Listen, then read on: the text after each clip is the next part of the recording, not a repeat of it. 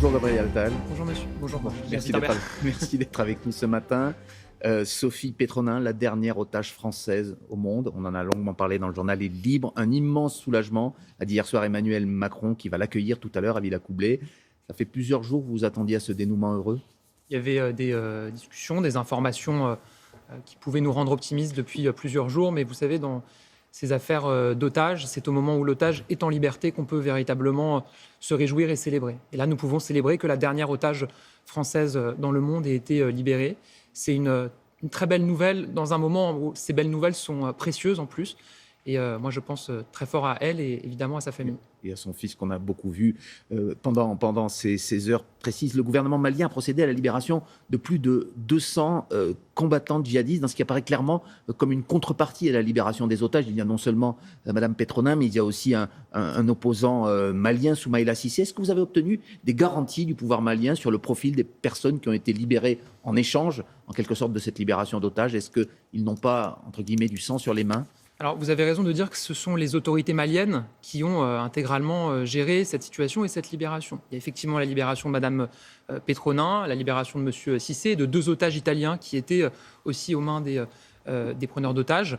Et donc, ce sont eux qui ont négocié ces conditions. Moi, je n'ai pas d'informations sur les contreparties qui auraient été apportées à cette libération. Est-ce que le gouvernement français a, en quelque sorte, fait pression sur le gouvernement malien pour obtenir ces libérations qui ont elles-mêmes abouti à la libération des otages? Il n'y a eu absolument aucune pression. Encore une fois, c'est un dossier qui a été intégralement géré par les autorités maliennes.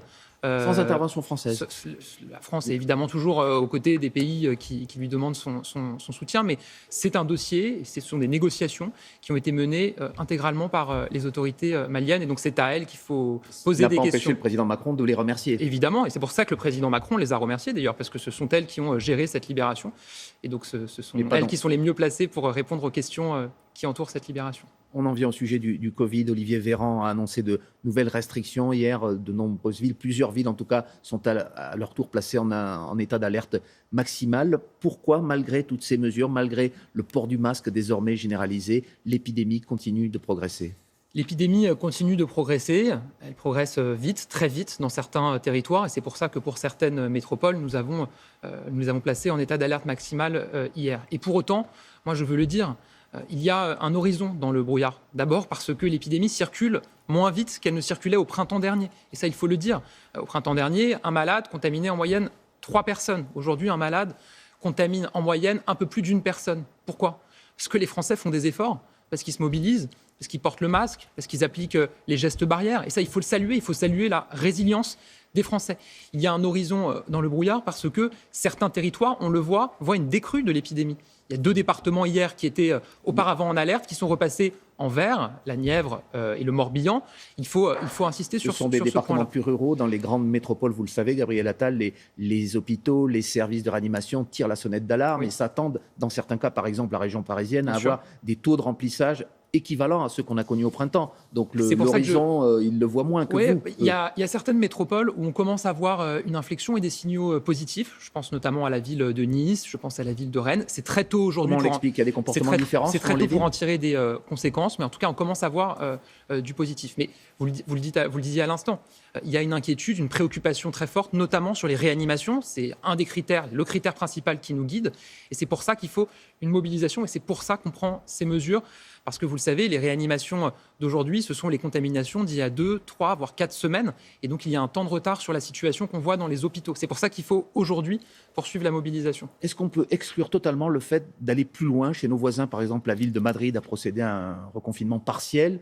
Est-ce qu'en France, cette idée d'un confinement localisé, ciblé, est totalement exclue à ce stade? Alors, moi, j'ai pris pour enseignement de cette crise depuis le début qu'on ne pouvait jamais rien exclure par principe. Et ceux qui l'ont essayé ont souvent été démentis. On apprend encore des choses sur ce virus, on découvre encore des choses sur ce virus. Ce que je peux vous dire, en revanche, avec certitude, c'est que tout ce que nous faisons vise à empêcher un nouveau reconfinement. Toute notre mobilisation, elle vise à faire en sorte que le reconfinement ne soit pas sur la table. Et le reconfinement n'est pas une option sur la table. Je le redis, tout ce qu'on fait vise à l'empêcher parce que ça a un impact très fort, évidemment, sur notre économie, mais aussi sur la santé des Français. On a vu qu'en matière d'isolement, en matière de pathologies qui ne nécessitaient une opération... Sans aller jusqu'au reconfinement, est-ce qu'on peut imaginer une limitation des déplacements, notamment à l'occasion des vacances scolaires qui approchent?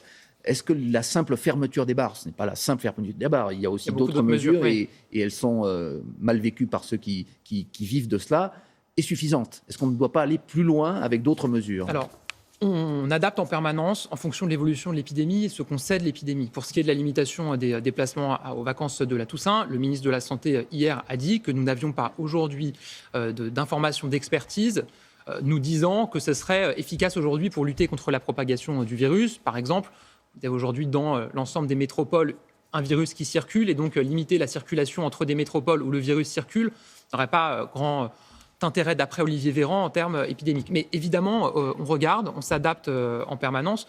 Moi, je pense que les mesures que j'évoquais tout à l'heure, les gestes barrières, le masque, qui sont appliqués depuis maintenant plusieurs mois par les Français, conjuguées aux mesures nouvelles que nous prenons de freinage quand la situation est critique, elles peuvent nous permettre de prendre le virus de vitesse. On peut encore prendre le virus de vitesse. Moi, c'est aussi ce signal un peu optimiste, positif que je veux apporter dans ce moment de préoccupation. Gabriel Attal, l'une des conséquences de ce virus, c'est aussi évidemment la crise économique. Bruno Le Maire a annoncé de nouvelles mesures, des aides pour certaines entreprises, 75 000 au total. Est-ce que ça veut dire qu'on s'attend tout de même à une crise qui va s'installer dans la durée et aussi qui va payer? Est-ce que de nouveau, vous allez creuser, vous êtes prêt à creuser le déficit de l'État pour apporter cette aide aux entreprises? Alors, d'abord, est-ce qu'on s'attend à ce que la crise sanitaire dure? On va devoir vivre avec le virus. Oui. On va devoir vivre avec le virus pendant au moins plusieurs mois. On ne peut pas aujourd'hui dire jusqu'à quand. Ce qu'on sait, c'est qu'il y a une mobilisation très forte de la France et de tous les pays dans le monde pour rechercher un vaccin, un traitement pour venir à bout de ce virus. Deuxième question que vous posez, oui, on a élargi les conditions pour être soutenu financièrement. Je vous donne un exemple. Vous aviez aujourd'hui des professions qui étaient exclues du fonds de solidarité qui permet de verser jusqu'à 10 000 € pour soutenir des activités. Par exemple, il y a aujourd'hui beaucoup moins de fêtes, beaucoup moins de mariages, et donc les fleuristes et donc les graphistes qui font les cartons d'invitation, et donc les traiteurs qui ne bénéficiaient pas d'un accompagnement financier vont maintenant en bénéficier parce qu'ils sont dans de grandes difficultés. Et troisièmement, sur la question du déficit, moi je veux rappeler, le président l'a dit, le quoi qu'il en coûte. On peut être dans le quoi qu'il en coûte tout en étant responsable, parce que c'est aussi ce que nous devons aux Français et c'est ce qui continue à nous guider. Gabriel Attal, une toute dernière question. On n'a pas bien compris ce que souhaite le gouvernement au sujet de l'IVG.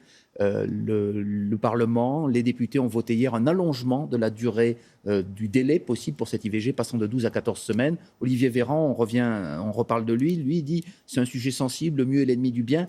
Que veut le gouvernement sur cette question ? Précisément, alors, pas compris. D'abord, sur la question de l'IVG, le gouvernement, il veut garantir l'accès des femmes à l'IVG. Tout à fait, mais le passage de 12 à 14 semaines, il nous reste peu de temps. Pendant le confinement, on a pris des mesures pour garantir l'accès des femmes. Sur la question du passage de 12 à 14 semaines, c'est aujourd'hui un sujet qui fait débat. Vous avez le Collège national des gynécologues obstétriciens qui est résolument contre. Vous avez des femmes, des associations qui sont favorables. Et vous avez une majorité de députés de la République En Marche qui sont pour. Oui, qui a voté. Et nous, qu'est-ce qu'on dit ? On dit qu'il faut que le Conseil consultatif national d'éthique rende un avis sur le sujet. Et donc, dans l'attente de cet avis qui arrivera dans quelques mois, le gouvernement a dit on s'en remet à la décision des parlementaires. Mais aussi, dans une république, dans une démocratie, où il y a une démocratie parlementaire, on s'en est remis à la décision des parlementaires qui ont voté. Et dès lors que nous aurons cet avis du Conseil consultatif national d'éthique, le gouvernement rendra une position favorable ou défavorable dans la suite de l'examen du texte, puisque le texte n'est pas encore adopté définitivement. C'est très clair.